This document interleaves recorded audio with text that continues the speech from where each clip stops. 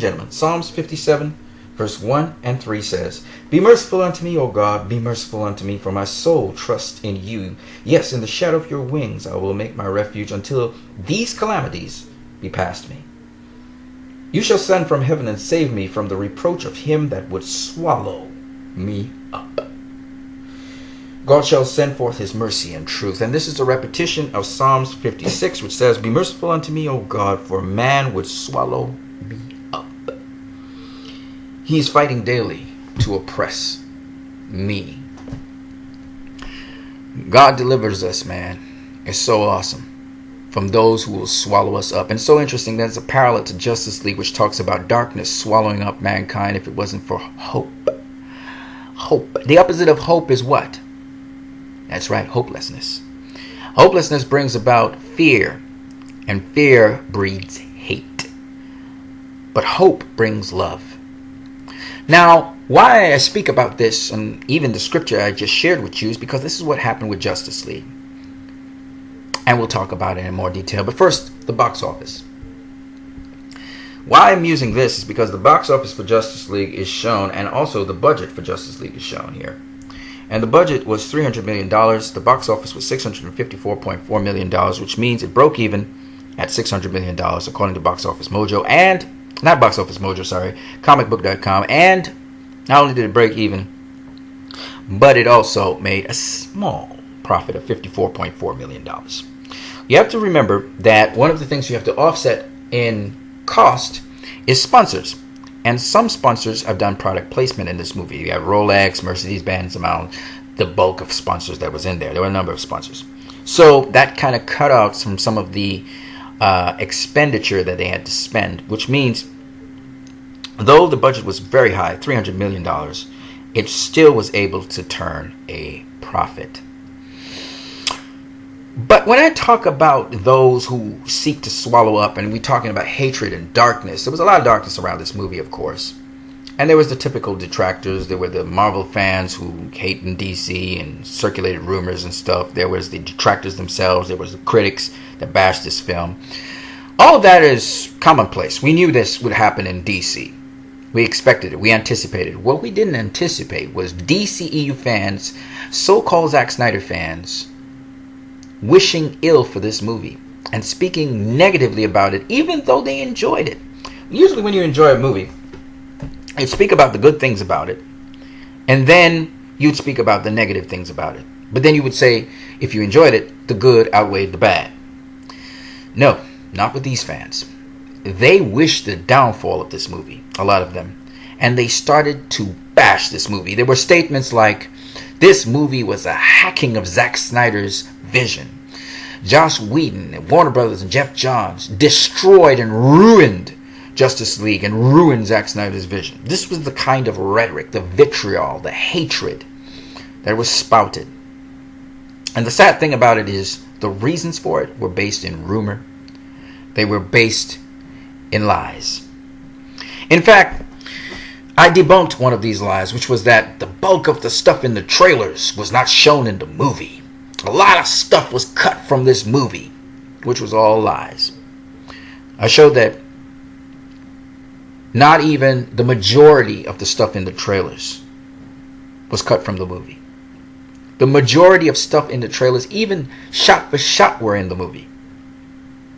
Not only that, but I also showed, and I did it based on runtime, I also showed that even the scenes that weren't in the movie, there were alternative scenes to cover for those scenes in the movie. It was a bunch of lies.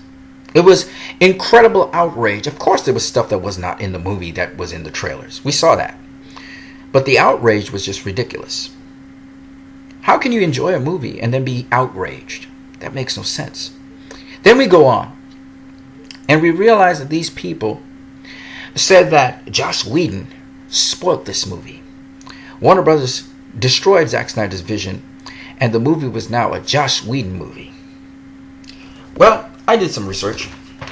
The runtime for this movie actually was, when we exclude all the after credit scenes and the introduction with Warner Brothers and DC, 110 minutes of this movie was the runtime.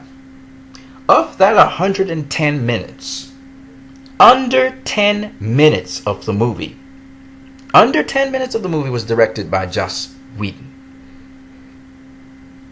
That's less than 10% of the movie being directed by Joss Whedon, which means slightly over 90% of this movie, or 100 minutes plus of this movie, was directed by Zack Snyder, making it undisputably a Zack Snyder movie. And of course, the principal photography was 100% Zack Snyder.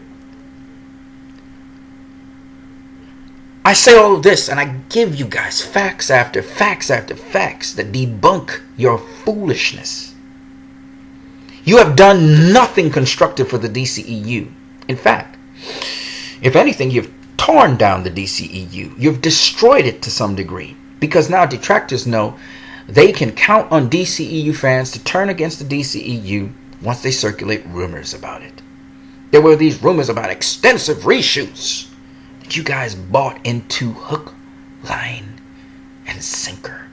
Joss Whedon is changing completely Justice League. Lies. And you believed it. No. Joss Whedon, Zack Snyder, Warner Brothers didn't ruin Justice League. Oh, they cut out so much from the movie, they ruined it. It's a lie. This is the truth. As I pull out my belt again, you ruined Justice League for a lot of people. You brought attention to negative things. Instead of staying positive and still having your negative criticisms, you tipped over to the other side and you attacked this movie relentlessly. And of course, the detractors were happy. They got fodder for their fuel. And they used it and they crushed Justice League. And they had your support. You did this. You are the reason Justice League didn't do well. I don't blame anyone else. So I wanted to share that in this video. And note to the real DC fans, you guys can go check out my group Justice League Unite on Facebook. And you feel free to join it, because I put out a number of videos clearly showing that this is a Zack Snyder film and nothing else. This is not a Joss Whedon film. This is not Warner Brothers trying to do their version of a film. It was never going to happen. It wasn't possible. And the people who did the special effects and changed the color tone and the color palette of this film were all people who work for Zack Snyder. The editing of this film was done by editors who work with Zack Snyder. That's right. So when you condemn the cut of this film, guess who you're condemning? Zack Snyder's people. Just saying.